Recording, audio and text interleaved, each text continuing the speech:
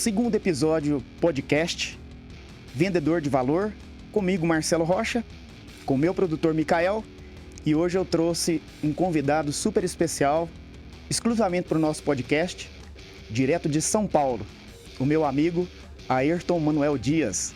Seja bem-vindo em Goiânia, Ayrton. Obrigado, Marcelo, obrigado a todos. É bom sempre visitar essa bela cidade junto com uma pessoa que tem ideias inovadoras como você.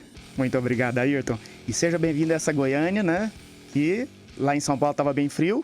Bem e aqui frio. O calor aqui, você viu que ele é presente. Tava faltando coleção inverno nas lojas essa semana em São Paulo. Pleno novembro, outubro, um frio de 13 graus. Que maravilha, Ayrton. Ayrton, obrigado por aceitar o nosso convite para estar em mais esse nosso podcast, Vendedor de Valor.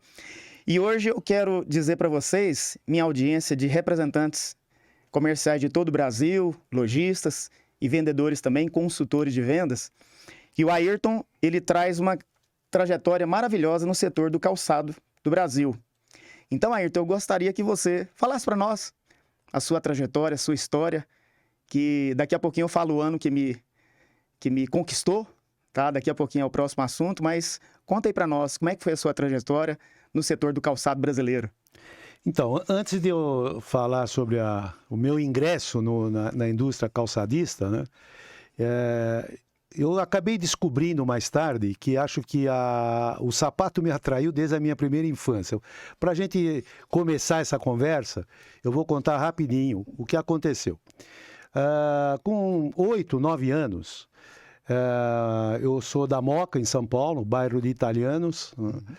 E nós tínhamos lá o hábito de fazer, de todos, ajudar em casa. Então, a gente fazia de tudo, né? Fazia carreto na feira, com a carriola, que a gente chama de carriola lá em São Paulo, não sei se aqui em Goiás tem outro nome, que são aqueles carrinhos que a gente ajuda a levar as compras na feira. Fazíamos carreto, fazíamos carrinho de rolemã para o nosso uso e para vender. Fazíamos quadrado, que em São Paulo sempre se falou quadrado, depois adotou-se o nome pipa, né? Que veio do Rio, mas também para vender. Então, tudo que dava negócio, a gente estava infiltrado. Isso com 8, 9 anos. Que bacana. E uma das profissões das crianças naquela época era ser engraxate. Então, a gente fazia as nossas próprias caixas de sapato. Havia uma tradição, tinha que carregar a caixa aqui no ombro, pendurada aqui, nas costas, mas encaixada aqui no ombro. Se você não conseguisse levar a sua caixa, você não era um engraxate. E tinha um ponto ali perto de casa, que era um bar, chamado Bar Meia-Noite, e nós dividíamos o ponto em 10, 12 garotos. Então, 3, 4 dias por semana, dependendo do horário, era um rodízio. Até que um belo dia, uma vizinha, Dona Vicentina, me viu, falou, eu preciso engraxar meu sapato. Você não quer engraxar meu sapato? E normalmente as mulheres levavam e as mulheres levavam os sapatos no sapateiro. Sim. Né? Nas sapatarias, que na época a sapataria não era a loja que vendia sapato, sapataria era uma oficina de conserto. Consertava-se o calçado. O engraxar sapato era coisa de homem. O homem é que engraxava sapato. Sim. A mulher não. E a Dona Vicentina me trouxe 2 pares de sapato e eu engraxei o sapato dela, limpei, devolvi, recebi. Olha. E ela falou para a vizinha. E a vizinha, no outro dia, fez a mesma coisa. Eu falei, peraí, aí tem um negócio. E já com meus 9, 10 anos, Percebeu. Um belo dia, fui lá embaixo na rua, voltei, falando, olha, eu estou engraxando o sapato em casa. E estava com a minha carriola. E eu enchi a carriola. Cheguei em casa, trabalhei o dia inteiro e depois foi uma grande confusão que eu não sabia de quem era o sapato. Então, a cliente tinha que olhar a carriola e descobrir qual era o sapato.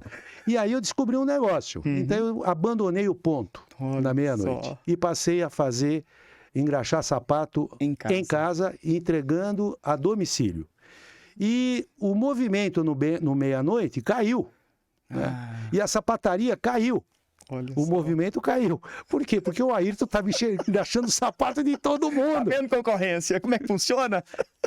E aí tem o lado engraçado. Nós tínhamos, entre a garotada, tem sempre os mais bravos, né? Tinham 2 irmãos que batiam em todo mundo, era o Pizza e o Alemão. Uau! e o tio deles tinha uma sapataria, eles também eram engraxates. E eles descobriram.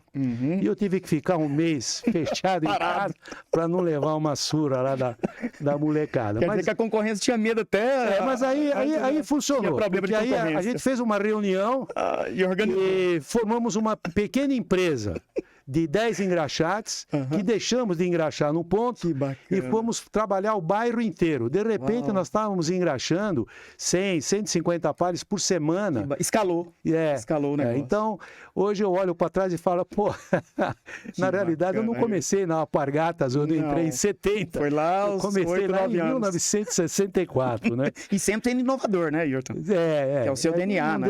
Não deixa de ser, né? Mas, de qualquer forma, eu, no Moinho Santista, eu fiz uma carreira na área financeira, fui para Alpargatas em abril de 70, e ali eu comecei efetivamente a minha carreira profissional.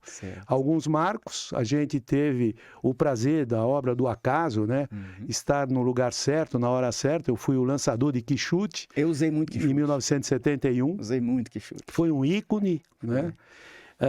Depois nós colocamos Topper no mercado. Essa é uma marca que eu briguei muito para que nascesse, uma marca que a gente escolheu, veio em conjunto com a Alpargatas da Argentina, foi lançada em 75, 76. A Alpargatas comprou a Rainha em 79, eu fui administrar a Rainha por mais de 10 anos, voltei e em 86 a gente trabalhou arduamente para relançar Nike aqui no mercado, já que ninguém queria essa famosa marca Nike, na época ninguém queria. Ninguém conhecia, né? Não, e a gente trabalhou muito e trouxemos, junto com outros colegas, convencemos os acionistas a lançar Nike aqui no Brasil. Que legal. O Alexandre Grandene, nosso querido Alexandre Grandene, comprou o controle acionário da Vulcabras e conseguiu me tirar da Alpargatas. Eu pedi demissão depois de 20 anos e assumi a Vulcabras.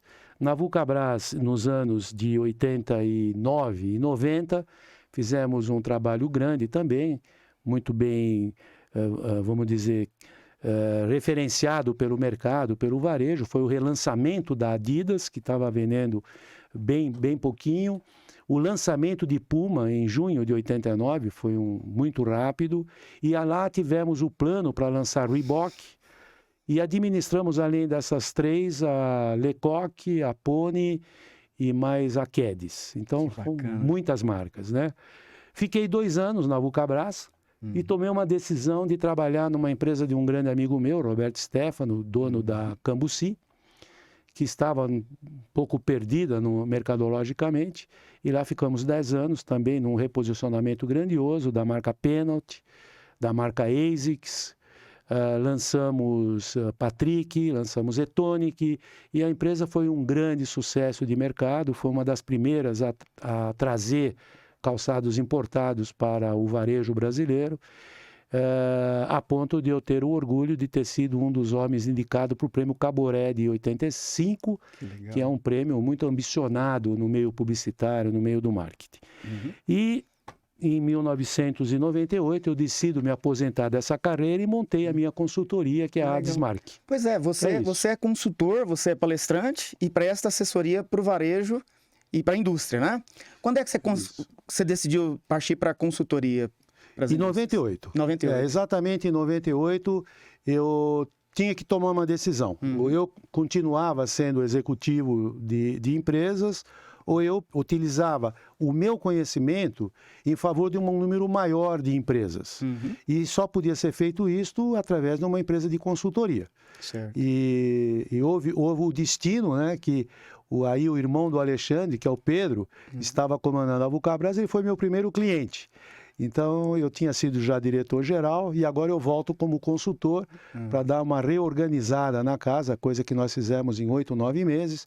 A partir daí, eu assino um contrato que até há pouco tempo eu estava presente com a Coro Moda para assessorar o seu proprietário e fundador, o Francisco Santos, e para dar uma estrutura melhor na empresa. Com a Coro Moda, passei a dar consultoria para a indústria, para o varejo, ajudamos a fundar algumas entidades, como a ABLAC. Congresso Brasileiro do Calçado, Congresso Brasileiro do Calçado, que eu te conheci nessa época. Que eu assumi em 2000. Era um congresso que nós mexemos muito no congresso, transformamos o congresso para um evento focado no varejo, ele não era assim, e aí partimos de 200 para 800 congressistas, né? Foi um momento muito bonito do setor, o congresso foi muito importante. Em 2014, em função de todo esse sucesso do congresso, eu fui convidado para ser o representante, um dos representantes do Brasil no Congresso Mundial do Calçado na cidade de León, com a participação de mais de 500 profissionais do mundo inteiro, mais de 30 países, um evento muito importante que antes, em 2010, tinha sido realizado aqui no Rio de Janeiro.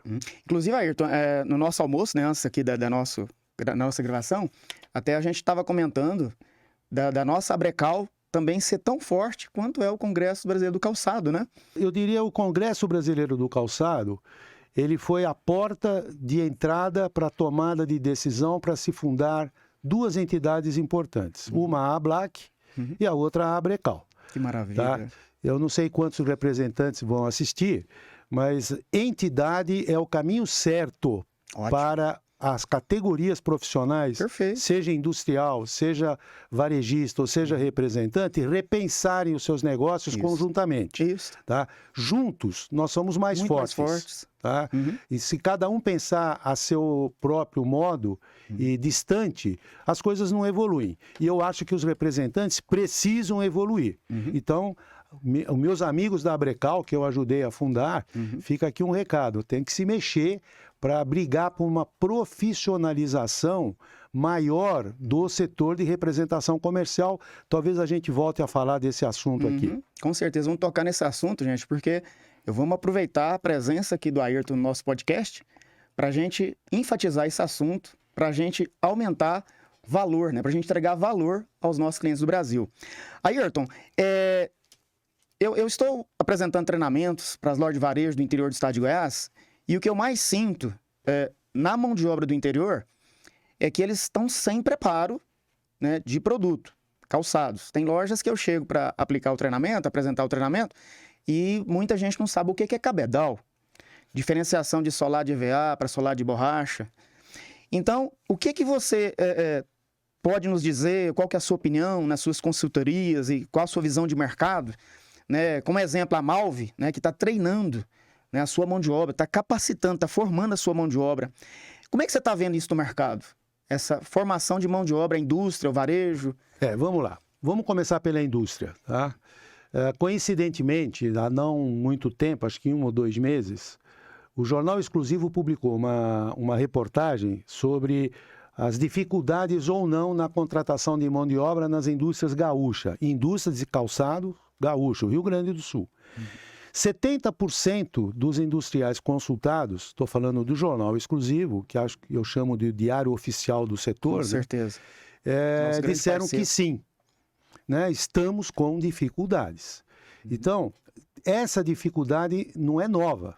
Eu tenho mais de 30 anos da indústria e parei com a indústria em 98. Então, eu já via isso na época, né? Quando falava com os nossos pares de Franca, Rio Grande do Sul, Birigui, Jaú, Bahia, já era um problema e parece que continua sendo. E agora mais ainda, porque o mercado está muito mais concorrido. Estou falando da indústria, né? Certo.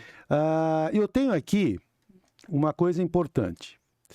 A situação que o Brasil vive com relação à dificuldade de contratação de mão de obra com algum preparo, ela não é diferente de outros países onde a indústria calçadista é forte. Certo. Por uma razão, sapato, tirando os injetados, você não substitui a mão do homem por uma máquina. Vai ter que montar... Muitos processos, né? O processo, a seleção de materiais, a calçabilidade do sapato depende de mão de obra mais especializada. Por melhor que seja a forma, se a montagem for ruim, o calçado não vai calçar. Então, o calçado tem uma absorção de mão de obra muito alta. Por isso que é uma das indústrias que mais emprega. Exato. Tá certo? Então, nós temos que conviver com algumas realidades. Então tá aqui, eu até anotei aqui, olha. Fique à vontade. Nós sofremos concorrência de outros setores. Que outros setores? Vários. Tá? Setores que estão em localização melhor, para uma sociabilização, para um círculo maior de amizade, conforto local. Tá? Então, dependendo de onde está a fábrica vai ter mais ou menos dificuldade na contratação. Certo. Nós temos uma fuga de jovens que não há como dizer que não ocorre para outros centros, outras cidades e outros segmentos. Certo. Então, dentro de um polo, fica cada vez mais difícil você encontrar aquele jovem que quer ir para o chão de fábrica. Tá? E, finalmente, as fábricas sofrem com isso, a remuneração. A indústria de sapato, e eu tive lá tantos anos, existe um limite. Acima desse limite, você não consegue mais remunerar a mão de obra sem gerar prejuízo. E aí o que acontece? O movimento da indústria. Nós chegamos, na época que eu estava atuando, nós tínhamos, acho que, se eu não estou enganado, 4 estados produzindo sapato. Certo. Hoje acho que nós temos 17 estados produzindo sapato. Largou a quantidade de estados que E oferecem por quê? essa parceria. Porque é um movimento natural, aqui e no exterior. Aconteceu na China, está acontecendo no Vietnã, na Indonésia, entendeu? Então é um movimento normal. Existe solução para aquela empresa que está num determinado polo? Talvez exista. Mas uma das coisas que eu sempre trabalhei e nunca me arrependi nas empresas pelas quais eu passei é treinar a mão de obra internamente. Ótimo. Tá? O centro de treinamento, ele é um investimento? É. Num começo parece uma despesa? Sim. Dá trabalho? Dá. Dá trabalho? Dá. A médio prazo, ele se paga muito. Não é pouco, ele se paga muito. Show de bola. Ele devolve 2, 3, 4 vezes num ano e meio, o investimento que você fez. Maravilha. Você coloca alguém numa esteira, sabendo o que vai fazer, não dando problema. Não vai ter retrabalho. Não tem retrabalho, não tem segunda qualidade, não tem perda de material, né? Já está integrado dentro da equipe. Tem o DNA da marca. Tudo isso faz diferença. E você consegue isso através de uma etapa antes da esteira, Exato. que é o treinamento.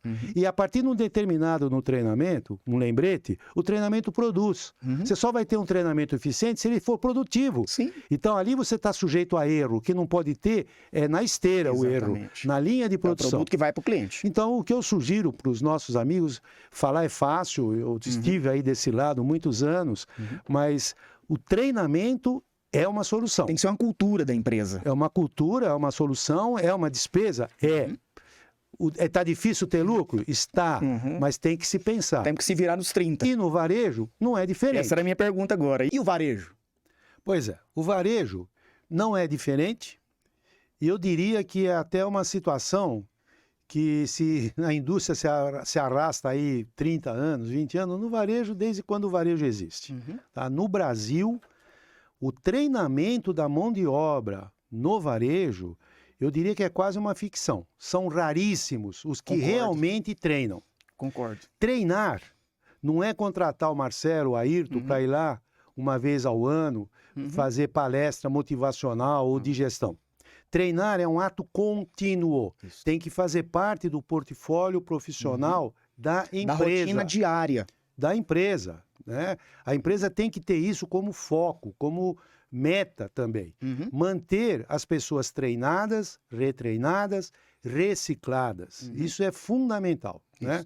O mercado altera diariamente e o vendedor vai ficando desatualizado, seja com relação ao produto, seja com relação ao comportamental dos consumidores. Comunicação verbal e não verbal. Isso é eu faço uma brincadeira quando eu falo com os meus amigos lojistas, com seus vendedores. Imagine o tio, o avô de vocês, hoje, que era vendedor de loja, querendo vender sapato como eles vendiam antigamente. Não ia vender um par. Não ia vender um par. Né? Eu me lembro bem que as lojas, para aqueles mais novos que estão nos vendo, eles tinham um hábito de pegar o sapato e dobrar o sapato e falar, olha, esse não dobra, ó. E pegava o sapato e batia no balcão, assim, para dizer, olha como é que é, isso aqui vai durar 4 anos. Isso é bom. Você imagina você querer vender um sapato assim hoje. Eu estou exagerando, mas guardando essas devidas proporções, um consumidor hoje, digitalizado, antenado, se o vendedor não estiver preparado, não tem diálogo. Passa vergonha. Não tem diálogo. Tá? Então, é nesse sentido que eu chamo o treinamento é um ato contínuo e não esporádico. Concordo. Dito isso, A falta de mão de obra qualificada no varejo, eu não sei se o próprio varejo, e aí eu falo os empresários lojistas, também se não tem um pouco de culpa nisso. Tem lojista que me diz assim, Ayrton, treinar, você tá louco. Eu treino, invisto no treinamento, o cara trabalha aqui 2 meses, pede a conta e vai trabalhar no concorrente. Eu costumo responder, o que você prefere? Ser comprador de mão de obra no mercado ou ser um fornecedor eventual? Claro. Porque se você é um criador de mão de obra e você tem planos para segurar esse profissional, ele não vai embora. Não vai. Ele vai ficar. Com certeza. Quando você contrata uma mão de obra pronta no mercado, não é proibido? Não, não é proibido. Mas como é que esse camarada vem para dentro da tua fábrica, para dentro da tua loja? Com que vícios ele traz? Exato. Ele só vem preparado para vender. Hoje, você não pode ter mais ninguém só preparado para vender. Você tem que ter gente preparada para representar a tua loja, até porque a é tua experiência, né, Ayrton? Né? Hoje é experiência. Né? E o cara que você formou, ele não está lá só para vender. Né? Ele está lá para representar a empresa. Exato. Ele está inserido dentro do contexto da loja, da empresa. Né? E não apenas para vender. Eu digo o seguinte, preparar, treinar é retorno certo. Eu conheço algumas lojas, algumas redes de lojas que investem nisso há anos e não param. E eles não colocam nenhum vendedor dentro da loja sem ser devidamente preparado. E eles não estão nem um pouco arrependidos. Né? Você é uma loja pequena, começa com um. Né? Faça um trabalho adequado com um vendedor. Vá preparando esse vendedor. Esse cara é muito importante, você não pode mais perder venda. O cliente parou, entrou, meu Deus, você não pode mais perder venda, nós não estamos mais nesse tempo. Não pode deixar dinheiro na mesa. A concorrência é muito grande para se perder venda. E o melhor marketing do mundo, agora os balconista, depois eu vou dizer que eu não uso esse termo. Sabe por que chama balconista? Por quê? Porque antigamente o vendedor de loja ficava com o umbigo atrás do balcão, esperando o consumidor entrar. Na loja. A palavra balconista vem daí. Imagina você chamar um vendedor de loja de balconista. Manda embora. Não pode ficar atrás do balcão com o umbigo no balcão. Né? Então, o que eu vou falar para o vendedor de loja? Muitos vendedores não gostam do treinamento. Também tem isso. Né? Acham que sabem tudo. Tem muita resistência. Que não precisa de novos conhecimentos, né? Então, os dois lados, o empresário, o lojista e o vendedor de loja, todos nós precisamos nos reciclar. E quando há um treinamento contínuo, a loja cresce, ela fica diferenciada, ela conquista algo que é muito difícil nos dias de hoje, que é o retorno do consumidor. Fidelização. O retorno do consumidor. Tá? Muito bom. Eu trouxe aqui uma outra pesquisa, eu vou pedir licença para dar uma olhadinha aqui. Fique à vontade. A Manpower fez uma pesquisa em junho, agora desse ano, 2022.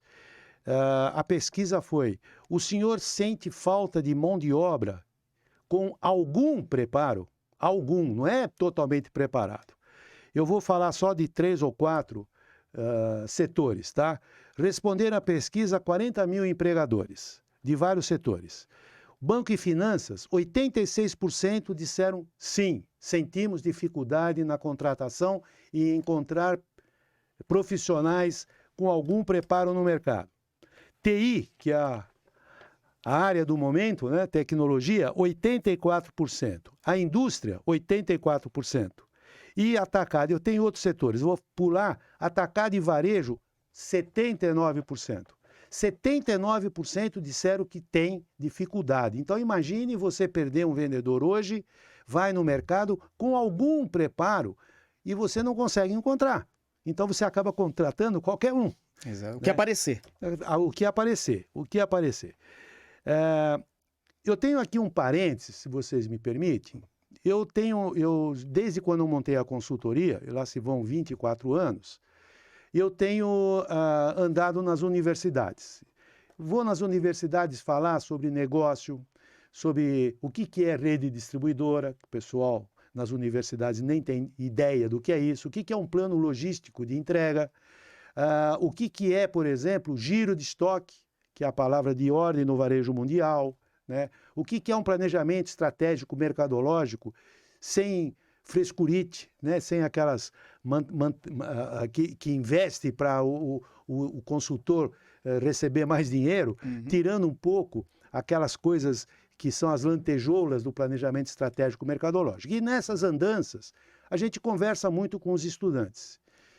Gente, estudante de economia, de administração e até de engenharia, quando você pergunta qual é o teu cenário futuro em termos profissionais, simplesmente não há varejo. O varejo não aparece. O varejo é um dos setores que mais emprega no país. Em vários países, nas universidades, está lá o desejo daquele futuro administrador, economista, fazer carreira no varejo, nas grandes redes, né? Aqui não tem. Não existe o cenário varejo na cabeça dos estudantes. Exato. Então, talvez aí esteja um ponto para se discutir, né? O que nós podemos fazer para mudar essa Para situação? o nosso mercado ser atrativo para esse público. Para ser atrativo e você trazer gente competente, Isso. gente preparada, tá? Não podemos ficar esperando eles baterem na nossa porta. A Porque gente tem que ir senão atrás nós deles vamos colocando qualquer um, Isso. a rotatividade altíssima, não é só do nosso setor do sapato, mas é uma rotatividade no varejo muito alta, né? E é isso. Com a gente certeza. precisa ter consciência de que o varejo é um dos maiores empregadores, o varejo se profissionalizou, vem se profissionalizando, precisa de métodos de gestão mais moderno e nós só vamos conseguir isso com gente melhor preparada. E a gente não pode ficar parado, né, Ayrton? A gente Sim. tem que se mover, a gente tem que correr atrás, né? Correr na frente, né? Não deixar a necessidade bater na porta para a gente depois tomar a decisão. Ayrton, eu sei que você conhece muito bem o mercado lá fora, o mercado exterior, né? Como é que é a mão de obra lá fora? Eles têm esses mesmos problemas, essas mesmas dificuldades que o mercado brasileiro vem enfrentando? Como é que funciona lá? A dificuldade de mão de obra é mundial. Estamos agora falando de varejo, né? É mundial. Mas acho que tem diferenças brutais, né? Para quem conhece, sabe que, por exemplo, no mercado americano, vende lá 2 bilhões e 500 milhões de pares de sapato por ano, o maior mercado do mundo. Para você ser vendedor numa loja de sapato, eu chamaria de topo de carreira. Dificilmente você vai começar a carreira numa loja de sapato lá. Sei. Tá? Que coisa, Por quê? Porque o nível de exigência para você fechar uma venda na loja para um consumidor, uma consumidora, é alto. Se você não dominar o produto, não dominar a moda, não estou falando de produto, calçabilidade, eu estou falando do próprio material que está empregado no produto. Certo. Né?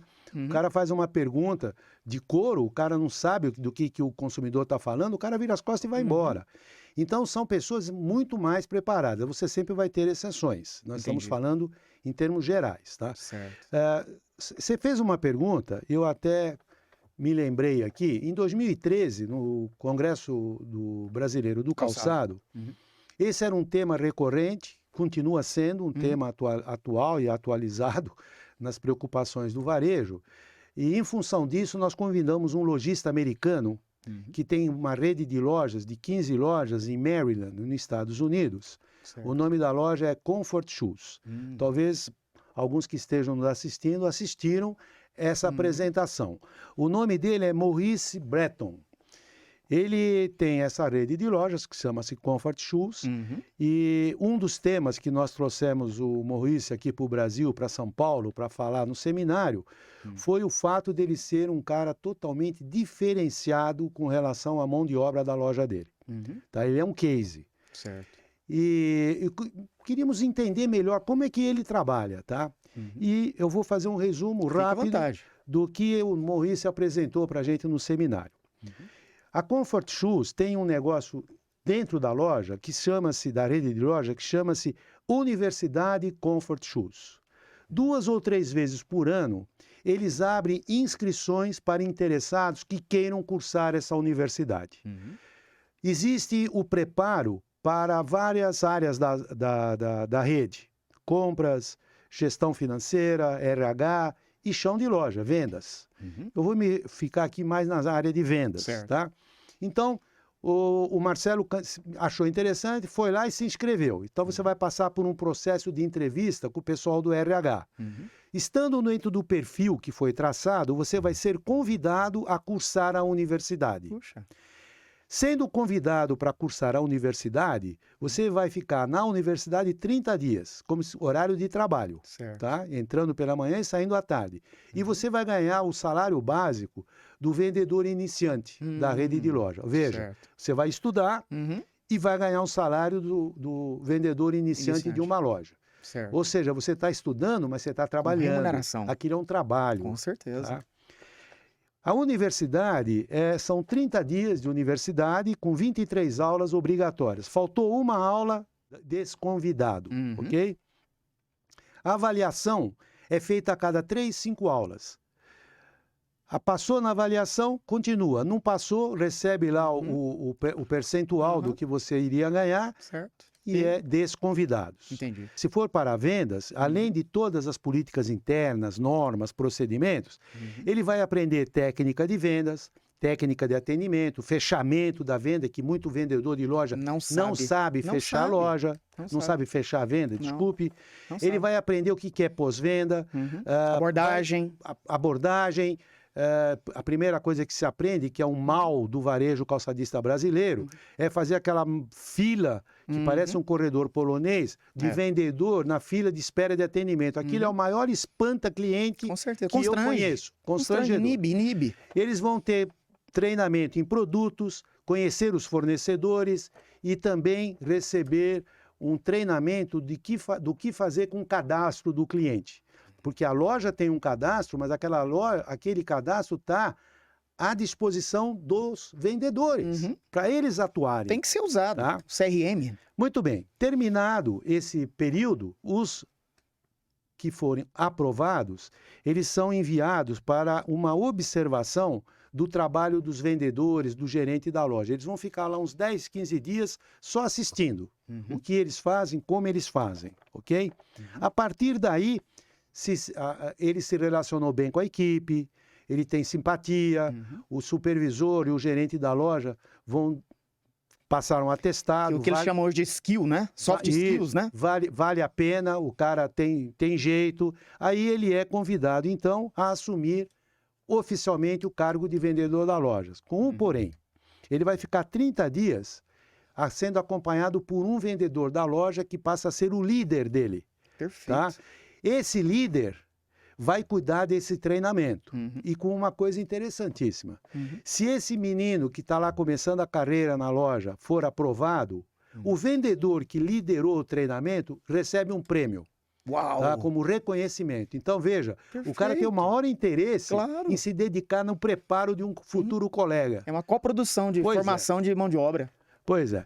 Então, gente, no final do ano, a Comfort Shoe faz um grande evento, reúne o pessoal de todas as lojas, parceria com os fornecedores, eles fazem uma festa, dão as boas-vindas àqueles que entraram naquele ano e os que se destacaram em vendas ou em outros setores lá que eles avaliam, recebem os seus prêmios. O dono da loja chama no palco, há um viva-viva, bem estilo americano, né?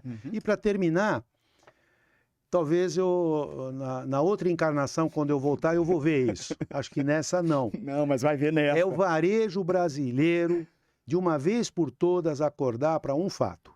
Se você quer ter funcionários, vendedores fixos, que olhem a tua empresa como um objetivo profissional de médio e longo prazo, a primeira coisa, criem um plano de carreira. Os jovens hoje, se eles não veem um plano de carreira, eles não ficam mais nas empresas que não oferecem no mínimo isso. Ele vai se contentar até ele arrumar uma coisa melhor e vai embora. Se você tiver um plano de carreira, como o Comfort Shoes tem, nível 1, 2, 3, 4, 5, 6. Depois disso, supervisor e gerente de loja. Tá? O cara vê para onde ele caminha, como é que vai funcionar o crescimento profissional dele, a remuneração dele, o que ele precisa fazer né, para poder subir na profissão dele dentro da loja. Nós não podemos... Eu tenho uma loja só, você que está me assistindo, eu tenho 3 vendedores, faça um plano de carreira. ofereça algo para ele. Quem sabe, além da comissão, no final do ano, ter a famosa participação no resultado. Enfim, cada tamanho e cada localização geográfica tem a sua própria receita. Não há receita geral. Cada Mas um vê fica a aí possibilidade, né, de fazer algo para mudar essa situação. E fica como mensagem, né, ideal, essa Universidade Comfort Shoes, que realmente é um diferencial dentro do próprio mercado americano. E para criar uma carreira, né, um atrativo, né? Sim. Ayrton, para essa moçada, Ter um para essa horizonte. geração, tem um horizonte, porque quem hoje, Ayrton, se sente motivado numa empresa, numa organização, que seja a indústria, que seja o varejo, mas sem aquela motivação de crescimento. Sim. Né? Então, quer dizer, a pessoa tem que acordar cedo e ela tem que ter um propósito. Se ela não tiver um propósito, né, de engajar naquele projeto dela pessoal, né, que aí ela vai crescer na empresa, fazer bem feito, trabalhar sem precisar o chefe estar junto, né, de vigiar, quer dizer, ela vai ter no DNA dela a disposição, né, de buscar excelência. Perfeito. Né? A meta não pode ser só cota a cobrir. Não pode ser só cota. E isso não segura, principalmente as gerações mais novas. Perfeito. Ayrton, e agora, em relação às indústrias? Essa informação para chegar na ponta, né, nos vendedores, nos consultores das lojas de varejo, ela tem que ter a informação certa, porque não adianta a gente só pesquisar em Google, em alguns livros de conteúdo, né, de calçados, de produtos. Essa informação ela tem que vir da indústria. A indústria tem essa preocupação, Ayrton, de mandar essa informação, empacotar essas informações, né, e mandar lá para os seus representantes comerciais, para essa informação chegar na ponta, né, lá nos consultores de vendas das lojas de varejo? Bom, eu não posso generalizar na minha resposta, né? Eu conheço poucas empresas que fazem isso. Conheço realmente poucas empresas. Eu garanto a você, deve ter representante que trabalhou comigo que está me assistindo aí, foram mais de quase 1.500 representantes durante a minha carreira toda. Eles sabem que nós sempre fizemos isso. Década de 80, de 90, os nossos representantes eram muito bem preparados para falar do produto, de tecnologia, de calçabilidade, dos diferenciais competitivos que nós tínhamos com relação à concorrência. Então, eu não poderia dizer para você que a indústria tem ou não tem. Eu conheço poucos exemplos, tá? Que a indústria entende que isso é necessário e investe nesse tipo de informação, que eu acho fundamental. Quanto mais o lojista e o vendedor da loja estiver afinado com o produto da indústria A, o produto da indústria A tende a girar melhor do que da indústria B, que não faz isso. Tá? Você faz um trabalho que eu acho que parte das tuas representadas colabora, mas colabora também porque é uma iniciativa muito pessoal tua, tá? Então, eu vejo isso como um diferencial competitivo seu como representante, que leva na esteira as suas representadas. Não podia ser diferente, né? Então, eu não vejo essa preocupação generalizada, acho que falta, mas também não posso generalizar. Eu conheço algumas que fazem, tá? Você, no caso, está de parabéns. Você não esperou a tua representada pedir para você fazer. Não. Você fez e comunicou a tua representada. Se elas estão ou não colaborando com você, eu não sei. Me parece que uma delas colabora bem, né? Mas eu vou deixar isso para você falar. De qualquer forma, precisamos perguntar para os teus colegas representantes se eles querem isso também. Tá? Da mesma não forma, adianta a indústria fazer se depois não tiver... Nada. Não adianta nada. Nós ainda vivemos uma era do representante, me desculpem vocês, representantes, mas me parece que a gente vive numa era ainda de caçar pedido. Tá? Desculpem, representante comercial, como o próprio nome diz, representante. Não é só vendedor. Tá? Eu me bato isso desde que a lei foi assinada. Cuidado com essa lei. Essa lei é ótima para proteger o trabalho importantíssimo do representante. Mas representante não é vendedor CNPJ. O representante, ele é um prestador de serviços comerciais. Concordo. E ele tem que investir na empresa dele. O representante que não investe na empresa dele, ele é um mero vendedor. Sim. E na medida que o tempo está passando, eu, pelo menos nas consultorias que eu dou para o varejo, olhando do lado de cada mesa do comprador, tá? Como que a decisão é tomada, eu vejo cada vez mais representante receber não é porque ele é mau representante ou mau vendedor, porque o produto não serve. É porque ele está mal informado com relação àquilo que está acontecendo na loja do cliente dele. Uhum. Então, como é que o representante consegue quebrar essa barreira? Se envolvendo mais com seus clientes. Ajudando Como é o que eu vou lojista. me envolver mais com meus clientes se a minha representada fica tocando bumbo no meu ouvido? Cadê o pedido? Cadê o pedido? É. O pedido está sendo e será cada vez mais consequência de um trabalho. Com certeza. Viver de pedidos esporádicos, além de custar caro, Exato. não ter certeza da venda, vai ficar cada vez menor. Porque o pedido passa a ser cada vez mais consequência de outras coisas. De tá? outras ações, né? De outras ações. De prestação realmente até de serviço comercial. Concordo demais, Ayrton. E eu também penso assim, o Ayrton, passa pela aquela ideia também, Ayrton, da gente só fazer o que está no contrato. Quer dizer, não está no meu contrato de apresentar treinamento na loja, então eu não vou fazer. Mas isso é errado, esse pensamento é errado, porque a consequência da fidelização do cliente para a sua marca de produto e para a sua marca, a sua empresa de representação comercial, ela passa por você ajudar a equipe do lojista a vender mais o seu produto que você colocou na loja, né? Então, Ayrton, eu penso exatamente dessa forma que você me falou, né? Que você citou, e eu oriento, eu indico aos meus colegas, meus pares, Ayrton, de todo o Brasil, que essa não é só uma tendência, Ayrton, e colegas de todo o Brasil, representantes comerciais. Isso veio para ficar. Na minha opinião, Ayrton e colegas, é o novo perfil do representante comercial, né? Mas daqui a pouquinho nós vamos ter mais um pontinho, Ayrton, para falar sobre isso aí. O que eu queria saber de você agora, Ayrton, o representante, como é que ele pode treinar, como é que ele pode buscar essa informação de agora passar esse treinamento ali em loco? Você é palestrante. O que você indicaria? Tô saindo um pouquinho do nosso roteiro, Ayrton, mas me veio aqui na minha mente. O que você, com a sua experiência de palestrante, pode nos dar dica para nós representantes de como agora apresentar esse treinamento lá em loco? Porque eu fui fazendo na marra, eu faço isso desde 2010. São 12 anos, esse ano agora completados, nesse palco, né? Que eu vou dizer uma coisa para vocês, não é fácil, né? A gente dá um frio na barriga, a gente fica com medo de julgamentos. Então, Ayrton, qual que é pela sua experiência, o que você poderia dar de dica para nós, os representantes, e até para os meus colegas que ainda não fazem o treinamento na loja, o que fazer, Ayrton? Primeira pergunta é se perguntar se você sabe falar. Ótimo. A segunda pergunta é descobrir se você tem cacuete. Né? No falar. É uma das coisas que mais irrita as pessoas. Né? É Os vícios de linguagem. Né?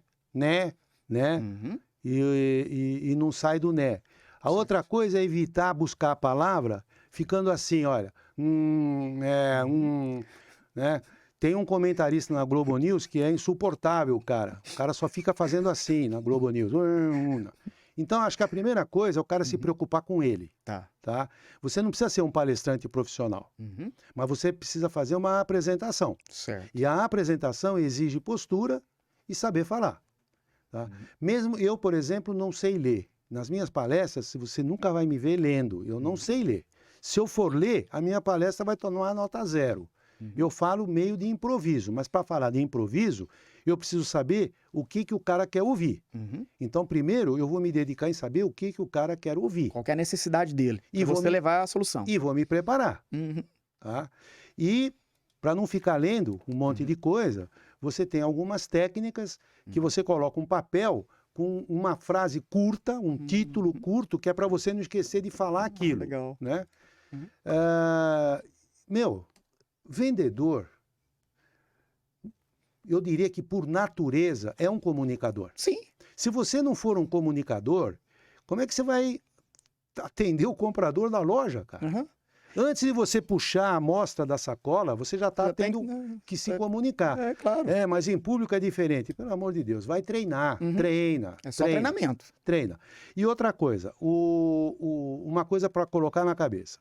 O representante comercial, e eu me incluo aí, não tem a preocupação de ser um palestrante motivacional. Eu não sou motivacional. Certo. Nunca fui e nunca serei.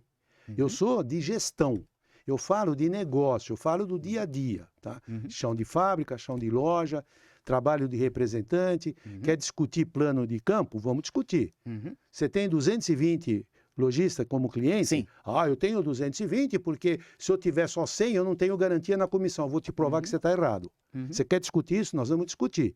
Para isso, eu preciso me preparar. Entendi. Então, mesmo no improviso, a pessoa precisa se preparar. Esqueça, você não vai ser motivacional, não precisa ser motivacional. É somente você dominar o produto que você vende e traduzir isso numa apresentação simples. Com os recursos que nós temos hoje, não vou dizer enlatar, tá? Mas você pode fazer na tua casa mesmo com o celular, você pode fazer o vídeo, não gostou, deleta, faz outro, chega na loja, leva lá, tem sempre uma televisão, usa a televisão. Você tem hoje recursos maravilhosos. Que no seu tempo, lá atrás, né, que você citou que você Era no começou a braço. treinar, não tinha nada disso, né, Ayrton? Era no braço. Ayrton, e eu também passo para os meus colegas também, Ayrton, que me pedem informação e sugestão sobre treinamentos, para eles não terem aquela mania do ser humano, Ayrton, de se comparar. Sim. Porque o meu estilo de apresentar o treinamento, colegas, é de um jeito. Eu tenho um perfil. Eu tenho meu cabelo rupiado, né? Eu gosto de usar roupas extravagantes, né? De cores diferentes. O meu tom de voz, Ayrton, eu falo mais alto, né? Mas cada pessoa, Ayrton e colegas, tem o seu perfil. Sim. Então não se comparem. Não tentem fazer um treinamento igual fulano, beltrano. Faz do seu jeito, leva a informação do seu produto. E aí tem uma coisa interessante, né? Quando a gente fala que não precisa ser motivacional, você não vai estar num palco. Você vai estar olhando para pessoas que estão lá para aprender sobre o seu produto. Exato. Que é o que você faz para o comprador, gente. Se você não faz isso para o comprador, você está sendo um profissional... Está sendo omisso. Não, você está sendo mínimo. um profissional duvidoso. É lógico. Então você já domina a matéria. Sim. Você já domina. Uhum. E você não vai falar para 800 pessoas, você vai falar para 20 pessoas, 15 Exato. pessoas, né? Exato. Pessoas com as quais você, se não convive, devia estar convivendo. Exatamente. Ah, eu só visito o escritório de compra, não sei nem onde está a loja. Desculpe, amigo, Aí... o teu futuro é incerto. Uhum. Tá? Com Por isso certeza. que as coisas precisam ser começadas a serem, vamos dizer, melhor debatidas, né? Nós tivemos em algumas experiências onde nós reduzimos quantidade de vendedor, de cliente, Certo. e mudamos o plano de visitação e atendimento. Certo. Cara, a venda per capita Aumentou. triplicou. Olha só. Triplicou. Que bacana. Tá? Então, essas coisas precisam ser debatidas com as representadas também. Porque não adianta o representante se dignar a fazer isso Sim. e a representada não quer. Porque tem representada que quer 10 visitas por dia, 5 visitas positivas, quer a cota não sei das quantas. Então, nós estamos passando por um período de transformação. Exato. E não tem jeito.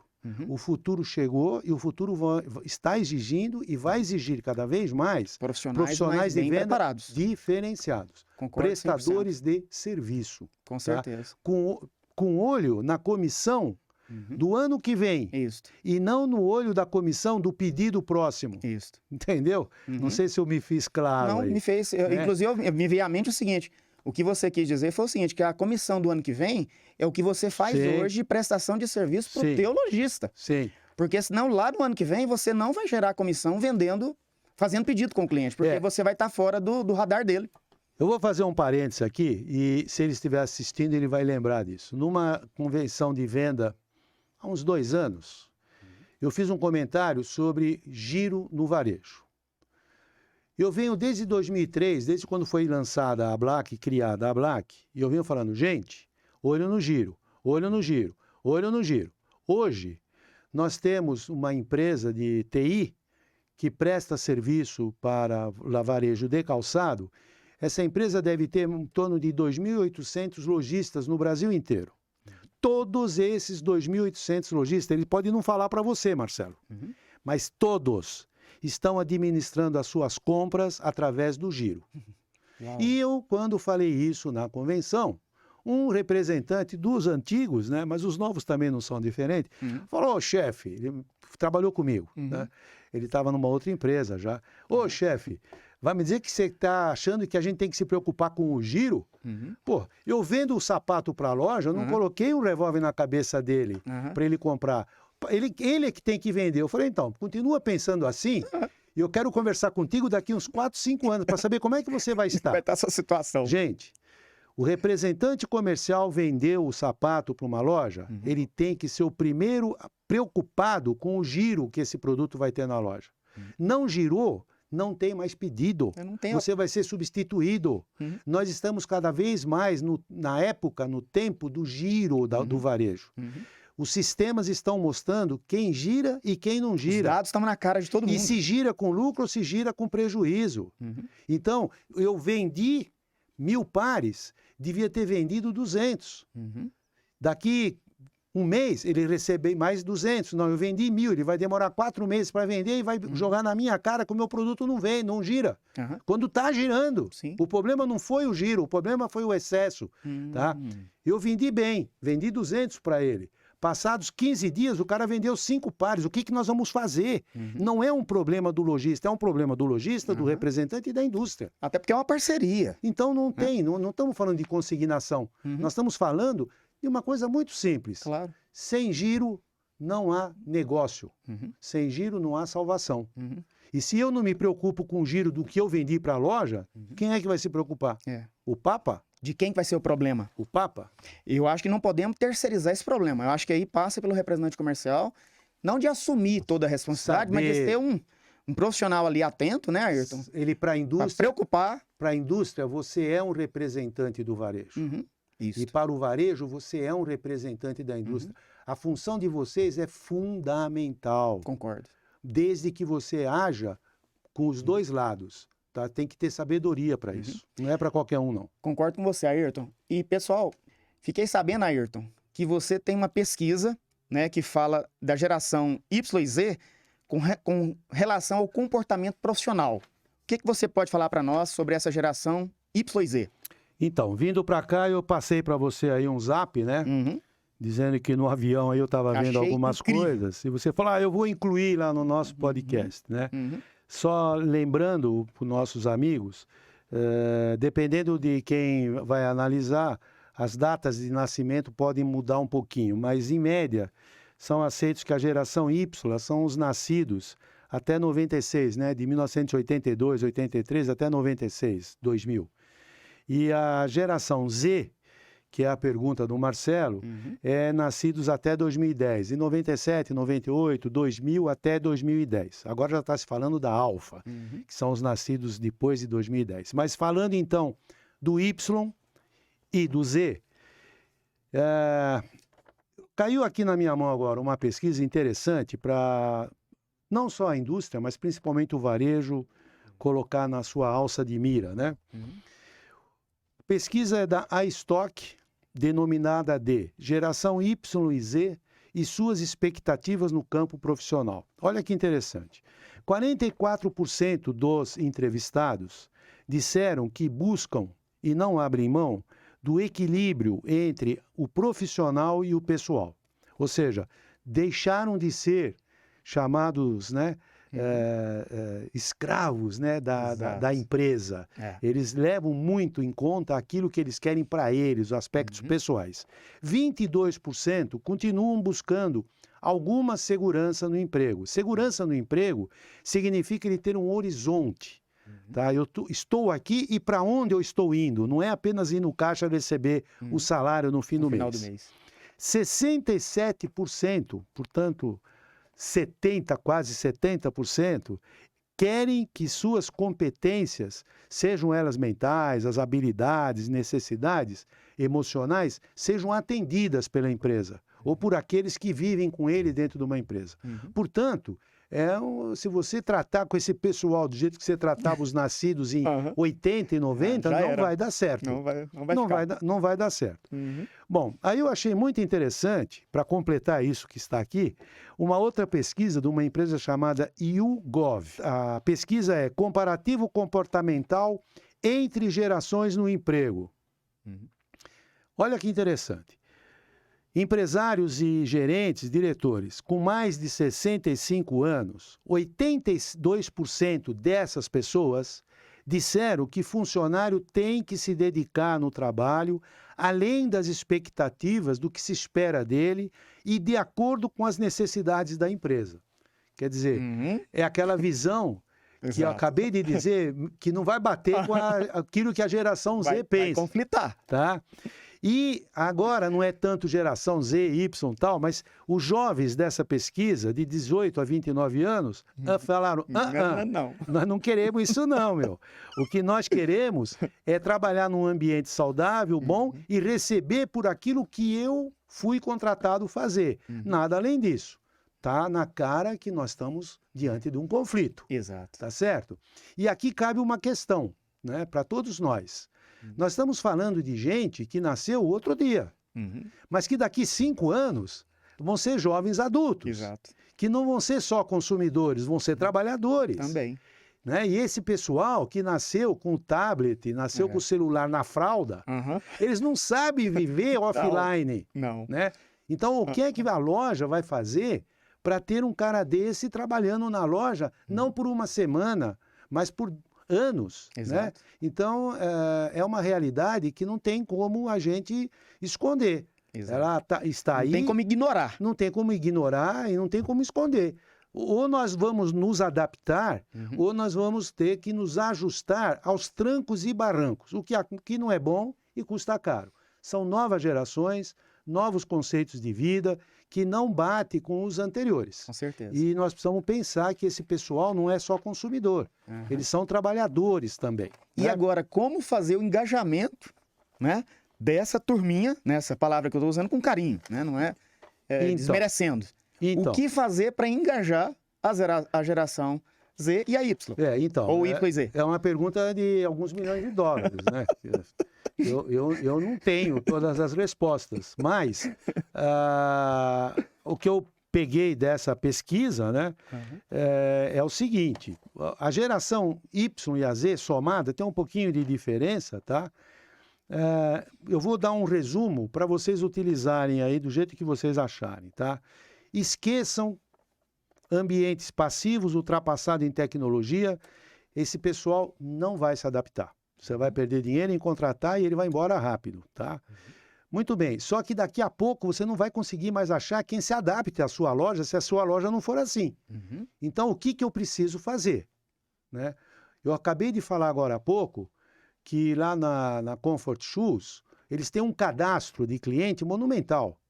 Esse cadastro, todo mundo acha que tem um setor na loja para usar esse cadastro. Quem usa esse cadastro são os vendedores da loja. Você não sabe mexer no cadastro, você não sabe o que é um banco de dados, então você não vai conseguir trabalhar numa loja antenada, numa loja digitalizada. Você tem esse cara, mas você não tem isso para oferecer, esse cara vai embora. Gente, nós estamos vivendo outro mundo. Exato. Outro mundo. Então, o ambiente tecnológico, ele não é só colocar uma loja digital no ar. Ele é muito mais do que isso. E essa geração só vai se adaptar em ambientes modernos, digitalizados. Uma loja, e eu tenho cansado de ver por aí, loja escura, luz apagada. Até hoje a gente vê isso, gente. Vitrine mal arrumada, suja, o tapete de entrada rasgado.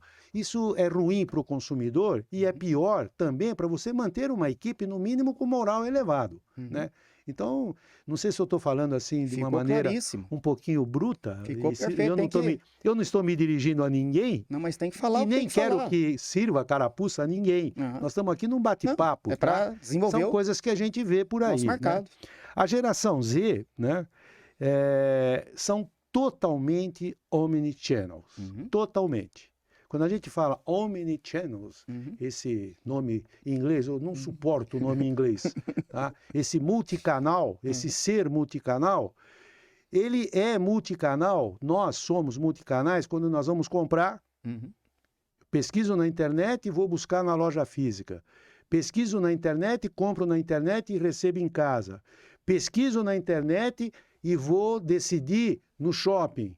Estou no shopping, vejo na vitrine, saco minha arma, que é o celular, não é a outra lá do presidente, a arma é o celular, e vou lá na vitrine e vou ver aonde que tem e se tem mais barato. Essas coisas, tá? Isso é ser multicanal. Só que o vendedor de loja precisa ser multicanal. Como é que eu vou conversar com um cliente multicanal se o meu vendedor não é multicanal? Né? Eu não terminei uma frase no bloco anterior. O melhor marketing no mundo termina nas mãos do vendedor da loja. Uhum. Tá? Isso é uma verdade absoluta. O melhor marketing da loja, o melhor marketing da fábrica termina na mão do vendedor da loja. Perfeito. Nós precisamos ter gente competente na loja, Uhum. bem preparada, bem treinada. E para isso a gente tem que estudar, para isso a gente tem que procurar o desenvolvimento pessoal intelectual. Não tem como fugir disso, né? E essa geração nova, que você chamou agora de YZ, são outras, mas a YZ são pessoas extremamente ansiosas. Isso. O digital levou a isso, né? Tanto no lado pessoal, tal, são extremamente ansiosas. Uma loja meia parada, lenta nas decisões. Dá tédio. Né? Tédio é o principal sintoma para essa galerinha não vai bater, sumir. Não vai bater. Ela não aguenta tédio. Vou repetir algo que eu falei. Levem isso a sério. Daqui 3, 4, 5 anos, nós não vamos conseguir contratar ninguém para trabalhar na nossa loja que não sejam dessas gerações. O que é que eu vou fazer para que esses caras se sintam bem na minha empresa? Temos que enfrentar esse assunto agora, né, Ayrton? Não deixar mais, outra não coisa, protelar mais o esse Brasil, assunto. gigantesco como é, nós estamos falando de algumas realidades que, dependendo de quem for nos assistir lá no interior, nos fundões do Brasil, fala, pô, esse cara está falando um negócio que eu não sei nem o que ele está falando. É verdade. O Brasil, nem tudo que a gente está falando aqui se aplica em todas as regiões geográficas desse país continental. Tem locais que ainda nós estamos vivendo uma era diferente, tá? Nós estamos falando genericamente nos centros mais adiantados. Exatamente. Ayrton, e para partir para os nossos últimos 5 minutos do nosso podcast, eu queria fazer aquela pergunta para você que eu não deixo nenhum convidado sem me dar um pensamento, uma visão, para mim não só, mas para os meus colegas representantes comerciais de todo o Brasil. A nossa profissão representante comercial vai acabar ou não? Marcelo, eu acho que um tipo de representante, um perfil de representante, uma característica de representante, na minha modesta opinião, vai acabar. Eles serão substituídos por outros representantes com ações de prestadores de serviços comerciais, que eu acho que é aí que está um gancho importante. Tá? Da mesma maneira, nós não estamos aqui em Marte, nós estamos na Terra. Os países vizinhos mais adiantados, isso já aconteceu. Representante não é um transportador de amostra e de tabela de preço. O representante comercial, como o próprio nome diz, ele é dono de uma empresa. Ele tem um CNPJ, ele é um PJ. O que ele não pode é ser um vendedor PJ. Certo. Tá? Nada contra o vendedor. O vendedor é tão bom quanto, mas as funções são diferentes. Tá? O representante, ele é um prestador de serviço. O vendedor, ele é um cumpridor de ordens de uma gerência. Certo. O representante, não. Ele tem uma palavra aí, né? O vendedor, ele cumpre uma rotina. O representante, ele faz a rotina dele. O vendedor, ele cumpre rotina e cumpre ordens. Isso. O representante tem uma palavra-chave no representante que chama-se autônomo. Tá? Cada um que procura no dicionário e faça-se uma pergunta olhando no espelho. Eu sou autônomo? Eu, como autônomo, o que eu faço? O que depende de você? Eu vendo, eu só tiro o pedido e caminho o pedido para a minha representada. Talvez a representada esteja satisfeitíssima. Certo. A representada vai começar a sentir um drama a partir do momento em que os representantes com esses perfis começarem a ter problema de venda. Certo. Por quê? Porque outros representantes que estão fazendo trabalho diferenciado... Vai tirando o espaço dele no vai mercado. tirar e isso vai refletir na venda. Perfeito. Tá? Eu dei o exemplo agora há pouco do meu amigão lá na convenção, que falou que ele não podia ficar preocupado com o giro do que ele vendeu. Meu Deus! Tem mais, você tem que ser o primeiro a ser Com preocupado. Que tipo de representante vai estar preocupado? O que eu preciso fazer? Eu não preciso entrar no estoque da loja para contar estoque para saber se está tendo giro ou não. Eu posso conversar com o meu cliente, eu tenho que estabelecer uma linha de comunicação. Né? Na próxima vez eu não vou vender 500, eu vou vender 200. Tem gente que ainda acha que tuchar é um bom negócio. Né? Pão para hoje e fome para amanhã. Aí você vai ficar 4, 5 meses sem vender com a pecha de que o teu produto não gira e o teu produto gira. Isso fica para um outro momento. Tá? O que está, por exemplo, acontecendo no mundo do negócio fora calçado, eu queria que alguém me dissesse se ainda existe representação comercial e vendedor para commodities. Praticamente acabaram. Não existe mais. Commodities é linha direta, né? Entre quem tem para vender e quem tem para comprar. É o tal do catálogo digital que mandou e que é o pedido. Commodity, né? É commodity. Fácil ali Commodity no não precisa de WhatsApp. vendedor. E agora, uma novidade, que não é tão novidade assim, que é uma palavra em inglês, mais uma vez, eu não gosto, mas é o Key Accounts. Key Accounts é uma tendência mundial, Certo. e isso já chegou aqui no Brasil, eu já conheço uma grande indústria que está atuando assim, e os representantes precisam se preparar para essa realidade, tá? O Key Accounts é uma forma, e na Itália existe, nos Estados Unidos existe, em sapato, na Alemanha existe, na França existe. Alguém de dentro da empresa, num cargo de gerente ou de diretoria, assume a função de negócio. E esse negócio é com grandes contas. São os grandes clientes que deixam de ser atendidos por um representante local. Ele é atendido na matriz por um gerente que atende 10, 12 grandes clientes do Brasil. Normalmente, você separa isso geograficamente. Isso está mudando a figura do representante comercial em vários países. Tá? O representante comercial está perdendo aqueles grandes clientes para ficar só com o varejo. Sim. E só com o varejo não, para ficar com o varejo num trabalho ainda diferenciado. Tá? Então, tomara que demore mais tempo para chegar. Por que eu estou levantando isso num podcast que pode assustar muita gente? Não é para isso mesmo. Não é para assustar. Levantar os assuntos sérios. Não é para assustar. Mas é uma tendência mundial das indústrias terem um vendedor, que eu chamo de nível de gerência ou de diretoria, que atende grandes contas. E essas grandes contas, para a indústria, tem um atendimento de alto nível. Ele fica 2/3 do tempo no campo e 1/3 no escritório. Tá? Então, são tendências que estão acontecendo. Da mesma maneira, você não me perguntou, mas eu vou te falar, comprador de loja. Né? Comprador de loja no exterior já está assim, correndo solto.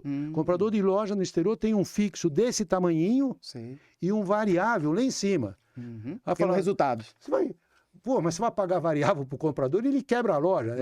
Mas ele não recebe o variável pelo que ele comprou. É pelo que vendeu. Pelo giro. Pelo giro. Tem metas de giro. Ótimo. O que ele comprou, girou, ele tem uma tabela de variável. Perfeito. Tá? Você quer melhor do que isso?